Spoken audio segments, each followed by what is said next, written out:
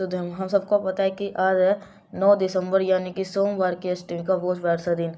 आपको पता होना चाहिए जो अष्टमी है ना, जो सोमवार की अष्टमी का दिन होता है शिव पार्वती का मिलन का दिन होता है।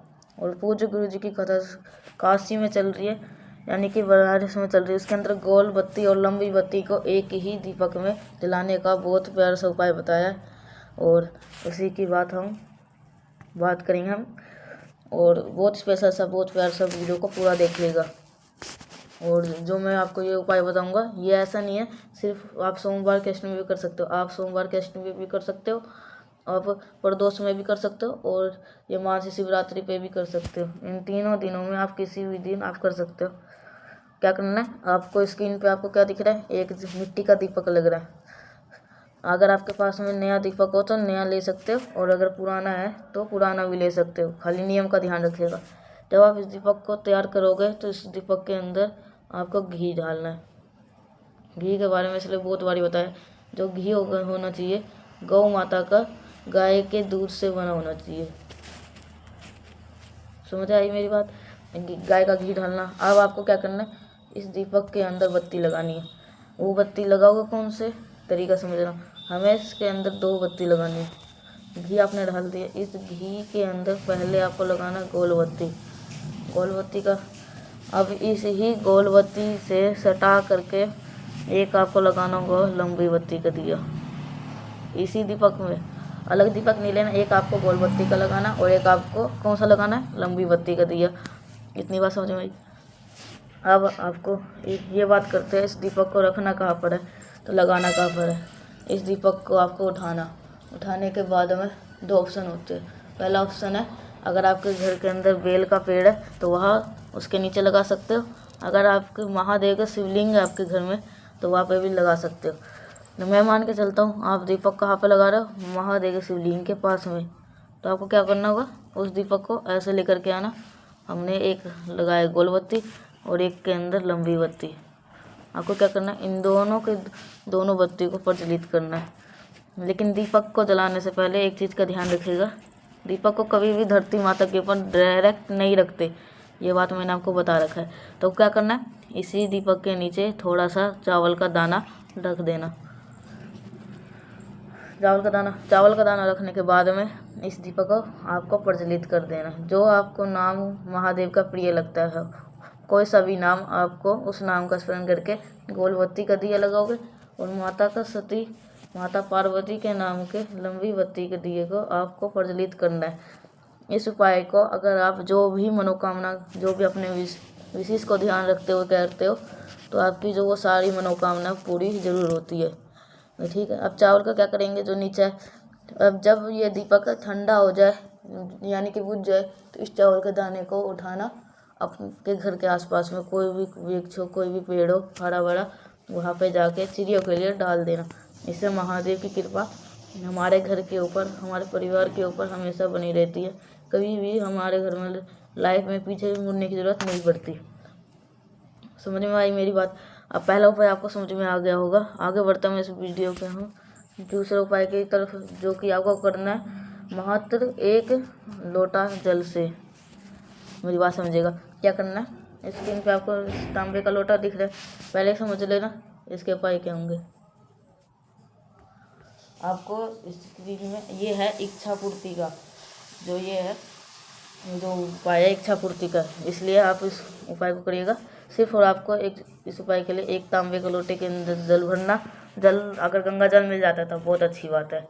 उसको लेकर के सीधा पहुंच जाना महादेव शिवलिंग के पास में। आपको क्या करना, डायरेक्ट जल नहीं चढ़ाना महादेव शिवलिंग के ऊपर। ना यहाँ चढ़ाना है ना यहाँ चढ़ाना है, कहीं पे भी जल डायरेक्ट नहीं चढ़ाना।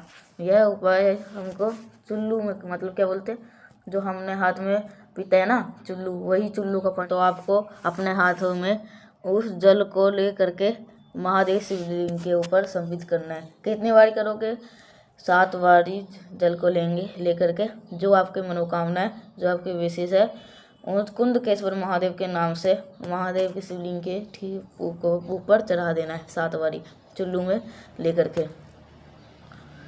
तो आपको जल लिए हो ना, उसको पहले अपने हाथों में लोगे।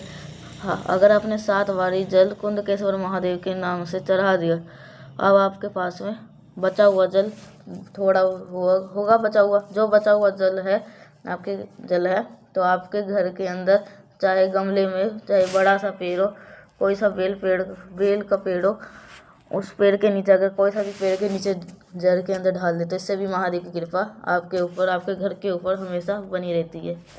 बस एक चीज़ आपको ध्यान रखिएगा, इस उपाय को हमें कुंदकेश्वर महादेव के नाम से करना है और जल महादेव शिवलिंग के ऊपर डायरेक्ट नहीं चढ़ाना। आपको सबसे पहले अपने हाथों में जल लेना और अपनी मनोकामना कह के कुंदकेश्वर महादेव के नाम से महादेव शिवलिंग के ऊपर 7 बारी जल समर्पित कर देना। करेगा आपको बहुत फ़ायदा होगा। ध्यान रखिएगा, जितने भी उपाय बात करो, एक भी उपाय सुबह का टाइम का, दोपहर का टाइम नहीं करनी, सारे उपाय शाम के टाइम पे प्रदोष काल में करने हैं। किसी कारणवश आपका तो आप शाम टाइम नहीं कर सकते तो आप सुबह में कर सकते हो। और ठीक है, अब बात करते हैं हम तीसरे उपाय की तरफ, जो कि आपको करना है। अगर आपको छुटकारा नहीं मिल पा रहा तो आपको 5 पत्ती लेनी है, 5 गमले की 5 पत्तियाँ। जैसे कि ये तो नहीं है, ये हो गई, ये हो गई, ये हो गई, ये हो गई, ये होगी। कोई भी पत्ता अपने हाथों से नहीं तोड़ोगे, जो पत्ता ज़मीन पे गिरा है उन्हीं पत्तों में से कोई सा भी 5 पत्ता आप ले लें, तुलसी माता का पत्ता छोड़ के। कोई भी 5 पत्ता ले करके तांबे के लोटे के अंदर जल को भर लीजिएगा और जल को भरने के हो जाना महादेव के शिवलिंग के पास में। अगर आपने गुरु जी की कथा जो बिहार में चल रही थी, तो आपको इस उपाय के बारे में, बिहार में चल रही थी ना, वहाँ पे आपने सुना होगा इस उपाय के बारे में। गुरु जी ने एक नाम बताया था, गुरु जी ने महादेव का, वो नाम था कल्याणेश्वर महादेव। कौन से महादेव? कल्याणेश्वर महादेव के नाम से इस उपाय को करना है बीमारी के लिए। जो 5 पत्ते हैं उन 5 पत्ते को एक एक करके महादेव शिवलिंग के ठीक ऊपर समर्पित करना है। कौन सा नाम लेके अभी बताया था, कल्याणेश्वर महादेव के नाम से आपको इस 5 पत्ते को क्या करना है, समर्पित कर देना है। जो भी व्यक्ति आपके घर में बीमार हो, उस बीमार व्यक्ति का ठीक करने के लिए, उसके स्वास्थ्य को अच्छा करने के लिए, तो महादेव से विनती करना, हे श्री शंभु भोलेनाथ, हे कल्याणेश्वर महादेव, हमारे घर का ये जो व्यक्ति है बहुत ज़्यादा बीमार है, इसकी बीमारी ठीक नहीं हो पा रही है, तो कुछ भी ऐसा करे जिसके इसकी बीमारी राहत जरूर मिल जाए। इस प्रकार से आपको प्रार्थना करना और फिर आप एक लोटा जल चढ़ाना। जो भी व्यक्ति सोमवार के अष्टमी के दिन कल्याणेश्वर महादेव का उपाय करता है, उसके घर में कभी भी कष्ट नहीं आती, परिवार में हमेशा खुशी बनी रहती है। 2 उपाय आपको समझ में आ गए। सबसे फेमस और सबसे अच्छा उपाय बताने जा रहा हूँ, चौथा उपाय। ये इतने छोटा सा काम कर लीजिएगा, वीडियो को लाइक करिएगा। जितने भी आवाज़ मेरी पहली बार सुन रहे हैं तो चैनल को ज़रूर से सब्सक्राइब करिएगा और देखो समझने की कोशिश करते हैं। इस उपाय के लिए हमें 2 चीज़ की ज़रूरत पड़ती है। तो सिर्फ आपको 3 समी के पत्ते लेने हैं, 3 आपको समी के पत्ते लेना है। आपको कोई और पत्ता नहीं लेना, समी का पत्ता। अगर समी का पत्ता आपके नहीं मिल पाता तो आप इसके लिए चावल के दाने भी ले सकते हो। साथ ही साथ आपको एक बेलपत्र लेना है, मात्र आपको एक बेलपत्र के अलावा कोई सा और पत्ता नहीं लेंगे। एक बेलपत्र लीजिएगा, 3 समी के पत्ते को बेलपत्र के बड़े पत्ते के ऊपर रख देना है। रखने के बाद में जो आपकी मनोकामना है, जो आपकी विशेष है, वो महादेव से शिवलिंग के ऊपर समर्पित करने के बाद में 1 लोटा जल अगर महादेव शिवलिंग के ऊपर चढ़ा दोगे, जो भी आपकी मनोकामना होगी, जो भी विशेष होगी, जिसके लिए आप बहुत दिनों से परेशान चल रहे हो, वो कामना आपकी पूरी नहीं हो पा रही है, तो आप वो विशेष पूरी जरूर होगी। तो मैंने कोशिश करी आप सभी को सोमवार के अष्टमी के दिन बहुत प्यार से उपाय समझाने की। वीडियो पसंद है तो लाइक करिएगा।